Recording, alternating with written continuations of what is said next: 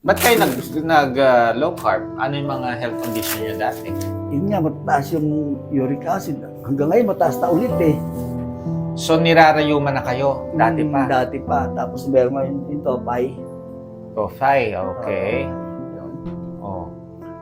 Nung nag-low carb kayo, nawala ba yun? Nawala yung yung dati, madalas akong takihin ng namamaga nga tuhod ko, dala-dalawa. Ngayon medyo tolerable na yung kirot. Okay. Pero na-engage naman ako nung panay-panay naman sa Sa kain. sa kain.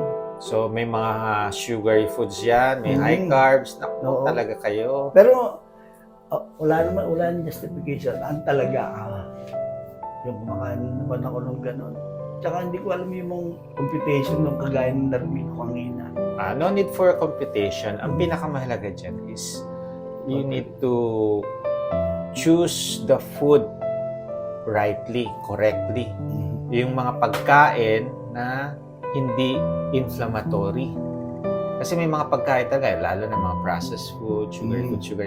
Pagka dyan kayo nag-focus sa mga kakainin, magkakaroon kayo mga health condition. Like yan, yung sa inyo is mukhang gouty arthritis. Yung gout arthritis na. Nakita ko lang kayo maglakad eh. Para kayong buntis na mga Oo, anak pero- na yata. Or bagong tuli. Pagka lumakad. Ika. Oh. So, kung gusto mo talagang magkaroon ng freedom sa ganyang kondisyon. Kasi galing ako dyan. Yan ba? Naku po. Pagka inatake ako ng rayuma, hindi ako nakakapasok. Ang hirap maglakad.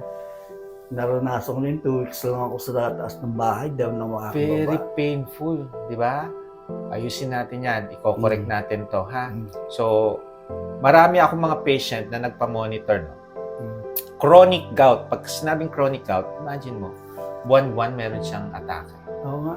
Tapos iinom ng ng painkiller. Oo, ang painkiller, syempre, nakakasira. Pagka hindi mo talaga kinorek yung root cause ng iyong rayuma, forever ka na. Ito yung tinatawag na chronic gout. Alam mo, umiiyak yung pasyente ko.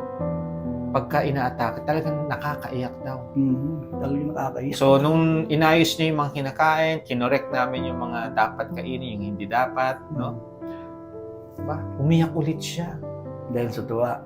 Dahil first time daw niyang makaranas na walang iniinom na gamot na hindi inaatake. Kasi pagka inaatake siya, iinom na siya ng gamot, saka lang matagal pa bago mawala.